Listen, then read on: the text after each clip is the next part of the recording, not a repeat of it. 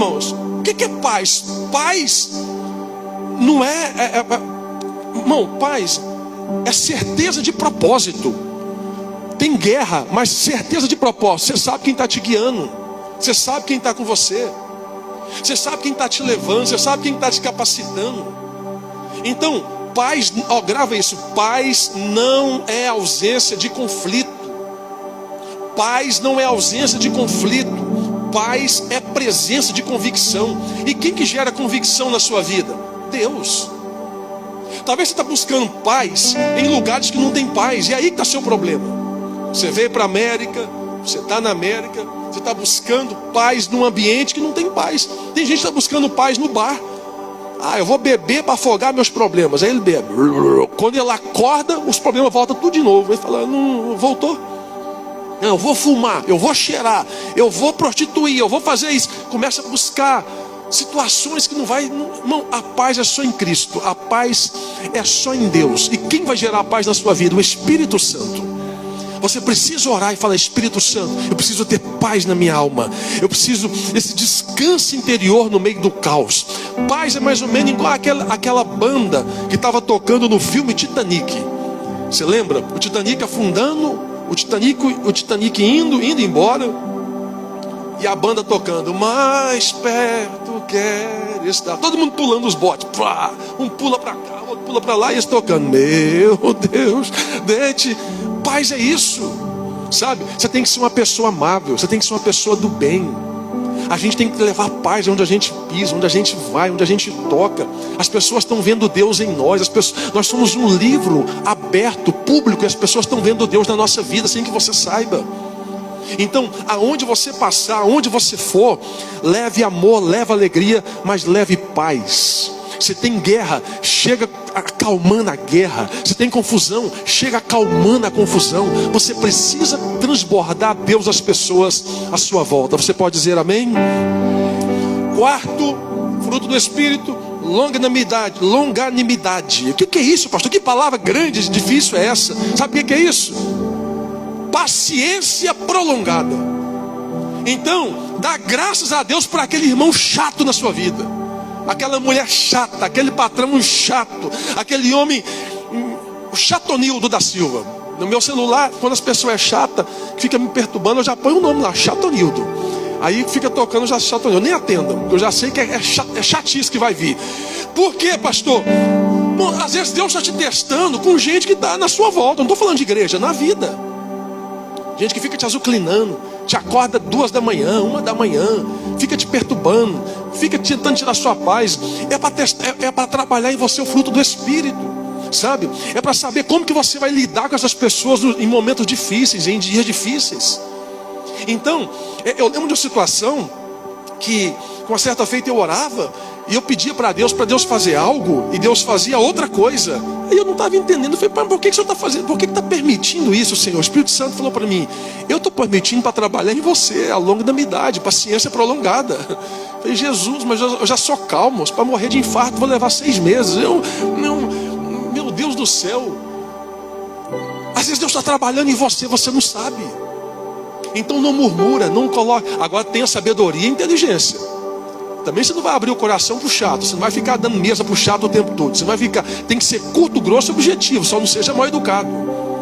Então Deus quer trabalhar em você, e talvez você não sabe o que está acontecendo. O quinto fruto do Espírito, benignidade. O que é isso, pastor? Gentileza prática. É a pessoa cheia de graça, cheia de paz. É a pessoa que ela está vendo que você está na prova, ela quer te ajudar. É a pessoa que está vendo que você está em dificuldade, ela quer te servir, ela quer fazer algo para você. Ela está vendo que caiu o copo, ela vai lá e pega o copo sem ninguém mandar. Ela está vendo que você está vindo com um monte de sacola, ela vai lá abrir. Pastor, isso é a gentileza.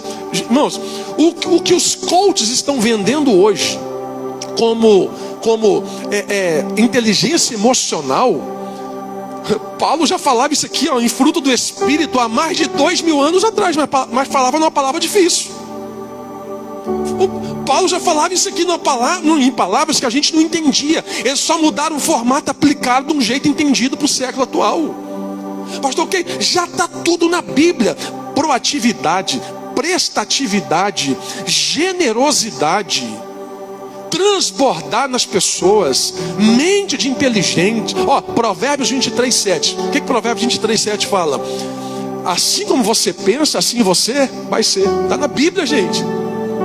E aí você vê palavra de efeito falando sobre isso. Não, já está na Bíblia, Provérbios 23:7. Assim como você pensa, você vai ser. Pensa como um derrotado, vai ser derrotado. Pensa como vitorioso, vai ser vitorioso. Pensa como um homem de Deus, vai ser um homem de Deus. Pensa como uma mulher de Deus, vai ser uma grande mulher de Deus. Então, pede, se você não tem ainda isso em você, pede para o Espírito Santo começar a trabalhar o fruto do Espírito na sua vida. Sexto fruto, bondade. O que é bondade? É o caráter reto.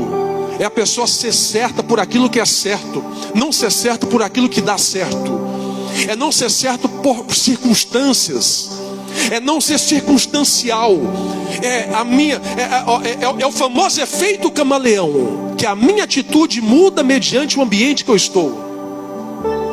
Então, a nossa atitude, ela não pode ser mudada mediante o lugar, o geográfico que você pisa. E isso aqui, gente, desmistifica a ideia da cultura. Lá no Brasil é assim, aqui na América é assim. Não, irmãos, cultura do céu, ela é igual em todo lugar. Agora, a agenda do Brasil para a igreja é diferente da agenda do Brasil dos Estados Unidos, é outra coisa. Agora, a cultura é a mesma. Então, bondade, o que é bondade? É você fazer quando ninguém está vendo. É você fazer sem mostrar que está fazendo. É você ser generoso com as pessoas, generoso. Quantas pessoas generosas nós temos aqui, eu dou graças a Deus por isso. Sabe, tem gente que fala assim: pastor, eu vou limpar a igreja hoje. Pega o veco, já limpa. Tem gente que fala: pastor, eu vou comprar uma luz, eu vou comprar uma água.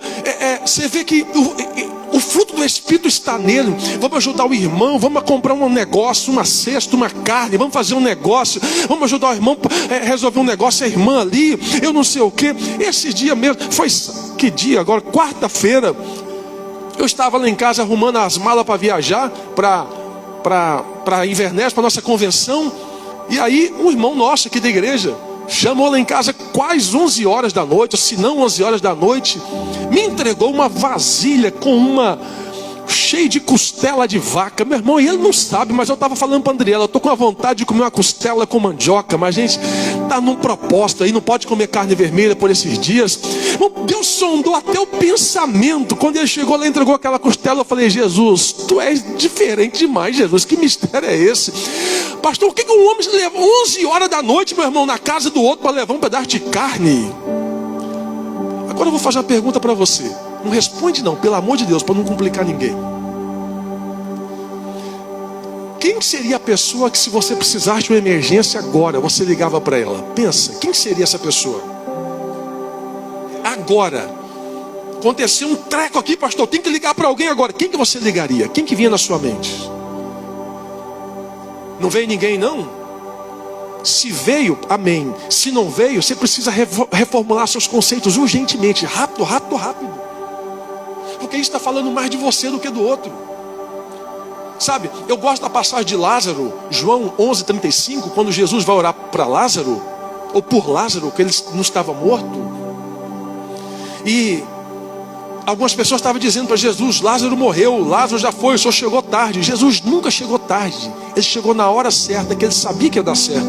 Mas eu entendi uma coisa com os amigos de Lázaro: o amigo que eu quero ter pode ser a pessoa que eu nunca fui. Então, o amigo que você quer ter pode ser a pessoa que você nunca foi. Você quer ter um amigo que te liga, mas você liga para quem? Você quer ter um amigo que manda mensagem para você? Está sentindo falta, ninguém me manda mensagem, você manda mensagem para alguém.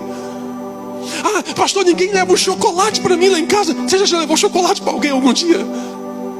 Aí essa empatia bíblica, ela nos confronta no fruto do Espírito.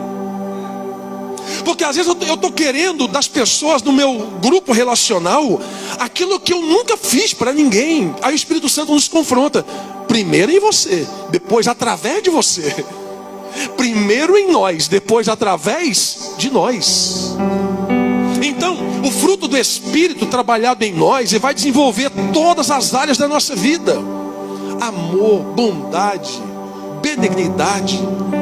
E o sétimo, fidelidade. O que é fidelidade, pastor? É constância, é lealdade, é compromisso. Pastor Gledson estava comigo na convenção, nós ouvimos muito lá sobre isso final de semana. Gente, isso aqui é fruto do espírito de fidelidade. A gente tem que ser fiel no todo. Fiel com o patrão, fiel com a esposa, fiel com o marido, fiel com os filhos, fiel com você mesmo. Se você não é fiel com você mesmo, você nunca vai ser fiel com ninguém. Sabe? E nós estamos vivendo uma época de uma geração corrompida, de uma fatia, não toda, mas uma fatia de uma geração corrompida, onde lealdade e fidelidade se tornou artigo de luxo. Nem todo mundo pode usar, porque não sabe como usar. Sabe, a gente precisa ser fiel às pessoas que estão à nossa volta. Quando alguém fala mal da Shalom, não está falando mal da Shalom, não, está falando mal da cultura do reino. Quando alguém fala mal de um pastor para mim lá fora, está falando mal do Carlos Maia também, porque é a cultura do reino.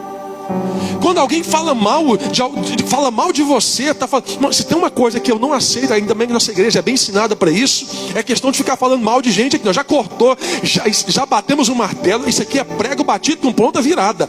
Porque líder não pode ficar olhando para a pessoa com um olhar de desprezo. Não vai dar nada, não serve para nada, não vai chegar a lugar nenhum. Não, líder tem que olhar para as pessoas com um olhar de vai melhorar, vai transbordar, vai virar crente. Deus vai pegar na curva, vai dar umas baradas de goiaba nele, mas vai melhorar, vai. Mas perder não. Então a gente tem que ter essa empatia, senão daqui a pouco a gente está sozinho, briga com todo mundo, ninguém é bom para nós, ninguém serve. Reino de Deus não é assim não, gente. Então fruto do Espírito é para trabalhar em nós isso, essa fidelidade. Gente, eu dou graças a Deus por ter obreiros fiéis. Pastor Gledson, evangelista Levi, evangelista Diego, os irmãos que nos ajudam são pessoas fiéis, sabe? Que a gente ouve de tantas igrejas, tantos pastores que fica igreja dentro de igreja, grupos dentro de grupos, dentro de uma mesma igreja, dividindo situações. E graças a Deus aqui a gente não tem isso. E quando tem, nós já estipa logo. Já corta o mal pela raiz. Eu aprendi uma coisa, a gente tem que pegar essa dica. Fofoqueiro, você não pode ficar dando corda para fofoqueiro não, viu, irmão? Não fica abrindo sua casa para fofoqueiro não. Não fica abrindo a sua mesa para sentar fofoqueiro, para falar mal de gente, de igreja, de patrão, de amigo. Não contamina o ambiente da sua casa com gente que não tem propósito nem com ele. Você precisa impor algumas coisas na sua vida. Quem sabe você não mudou de nível ainda, porque você não tem nem posicionamento com você. Começa a se impor, criar situação. Quer resolver problema? Vai para o McDonald's, vai para o Burger King, mas não contamina o ambiente da sua casa. Não fica falando mal de gente, de igreja, de amigos no banco da frente do seu carro, com seus filhos no banco de trás. Não fica falando mal de gente quando está sentado na mesa com seus filhos comendo. A maioria de filhos de pastores não querem ser pastores porque ao longo da vida viram os problemas dos pais, ou ouviram situações que viviam, que os pais falavam e não se resolviam. Tomou trauma. Gente, eu sou filho de pastor, minha esposa é filha de pastor. A única coisa que eu não queria na vida era ser pastor. Então, quer resolver uma treta, um BO, um conflito, tem que ter inteligência, sabedoria. Chama para o quarto, sai do ambiente, não envolve quem não tem maturidade. Eu converso muito com o pastor Gato sobre isso. Tem ambiente, às vezes até aqui na igreja, que a gente está numa roda conversando, nós não entra nem em assunto, porque tem coisa que eu aguento ouvir, tem coisa que tem gente que não aguenta ouvir. Tem gente que aguenta tomar. Se a gente tomar leitinho, todo mundo aqui aguenta. Todo mundo aguenta tomar leitinho. Se eu falar, todo mundo vai comer pirão hoje com sal e pimenta malagueta. Será que todo mundo aguenta? Não. São comidas diferentes no mesmo ambiente, na mesma mesa. A gente precisa saber qual é o tipo de alimento que nós vamos pôr na mesa para alimentar as pessoas. Se eu entro numa roda falando mal de gente, de coisa, de pessoa, eu posso matar na fé um novo convertido sem que eu perceba. Então, como que isso vai ser trabalhado em mim, pastor? Fruto do Espírito. O Espírito Santo vai trabalhar em você. Fidelidade, lealdade. Começou um negócio, viu que está dando errado, já chama seu marido, sua mulher, chama o pastor, chama o líder, chama seu patrão. Eu não concordo porque está tocando com a guitarra branca e com preta. Por que você não concorda? Chega em quem comprou a guitarra e fala para ele. Eu não concordo porque o patrão pintou a parede de azul, a loja é dele, pode pintar até de rosa. Então, às vezes a gente está querendo entrar em áreas, situações que não cabe a nós. E aí é onde entra o quê? Inteligência, maturidade e posicionamento. Deus não te chamou para ser advogado, Deus te chamou para ser testemunha. Deus não te chamou para advogar, Deus te chamou para testemunhar. Salvação é individual. Se você não cuidar da sua, você perde a sua por cuidar da vida dos outros. Então, essa manhã o Espírito Santo fala para nós. Daqui a pouco a trombeta vai tocar, Jesus vai voltar, a igreja vai subir. Como que está a sua vida com Deus? Pastor, mas é irmã? Não, não é a sua. Salvação é individual. Pastor, mas ele está o cabelo, a roupa? Não, não, meu irmão. Não é sobre uso e costume, é sobre posicionamento, é vida com Deus. É vida com Deus. Amém? Quem está comigo, diga amém. Penúltimo, mansidão. O que é mansidão, pastor? É força sob controle. Mansidão não é fraqueza não, gente. Mansidão é você ter domínio. Eu aprendi uma coisa com o meu líder lá no Brasil e eu carrego isso comigo para a vida. Nem toda pergunta tem que ser respondida na hora. Nem toda pergunta. O pau está quebrando, tem que resolver agora. Não, nem Jesus resolvia tudo na hora. Nem Jesus respondia tudo na hora. Por que você quer responder? Às vezes, a Bíblia nos ensina muito. Lembra quando Pedro, ele está indo numa estrada que está ligando a Síria da Palestina. Quando ele chega na entrada dessa estrada, os publicanos, que eram judeus traidores, que trabalhavam para o Império Romano, eles vêm cobrar de Pedro o imposto que era de Jesus. Aí os publicanos falam assim: seu mestre não paga imposto não? Aí Pedro, afoito, em vez de ficar calado, não, quis responder: paga, é claro que paga, não, paga. Aí Pedro viu a lambança que ele fez. Ele falou: poxa, respondi um negócio sem saber. Aí ele sai correndo, vai na casa de Jesus.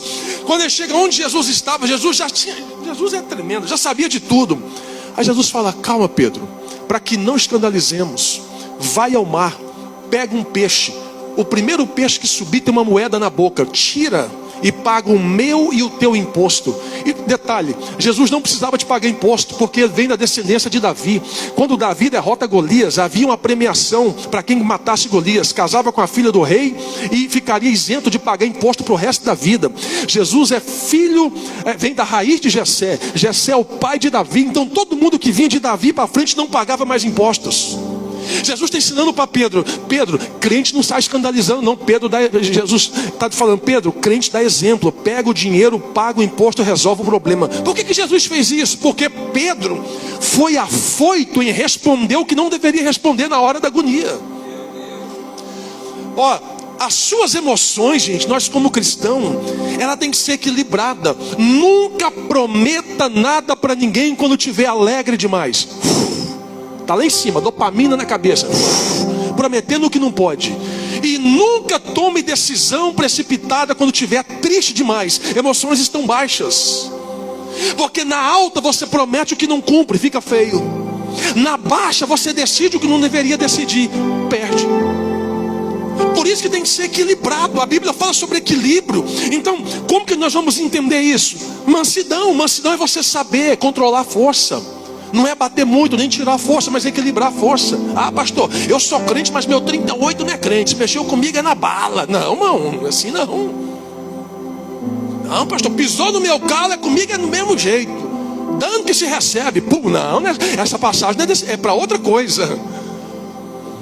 E o último, é um dos mais fortes que eu vejo, que é o domínio próprio.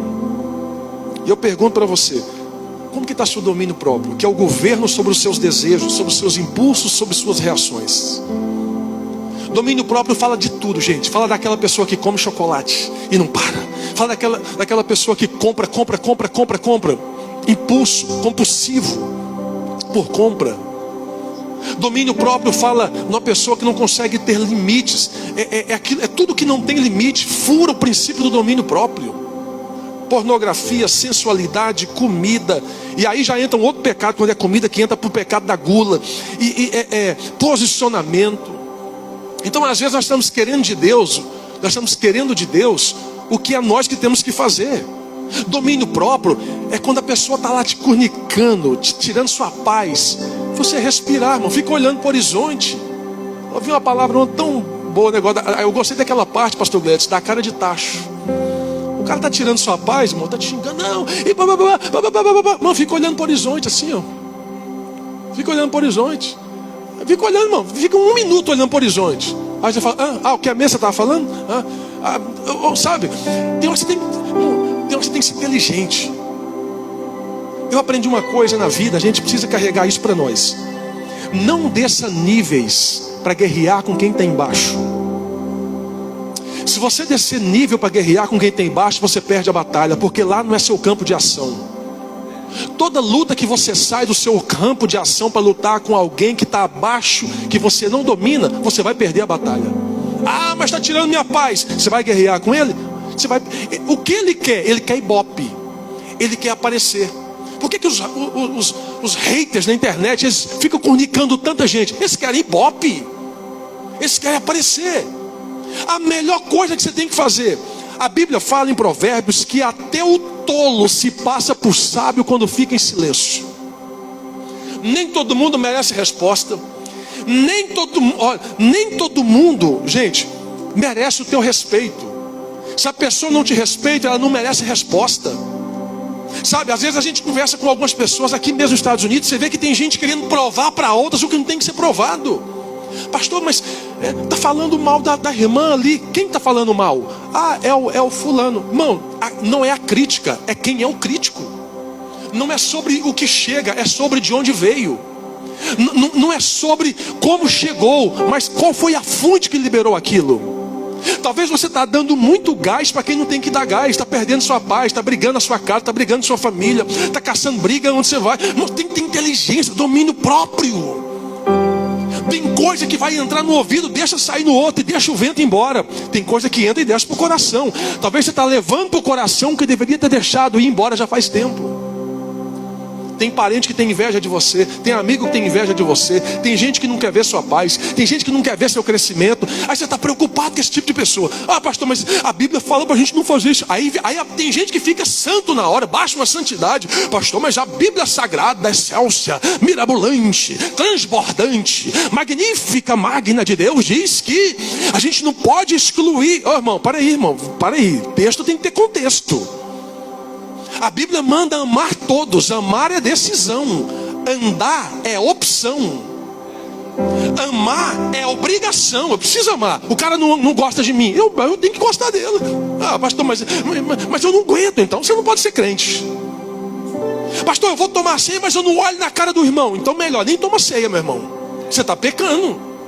A Bíblia fala que se a gente não tem alguma coisa contra o irmão, eu preciso ir e confessar, levar uma oferta no altar, confessar, jogar para fora, consertar com ele e depois participar. Por isso que Paulo fala que há muitos doentes entre nós. Doentes não é doença de carne, é doença de alma e doença de espírito.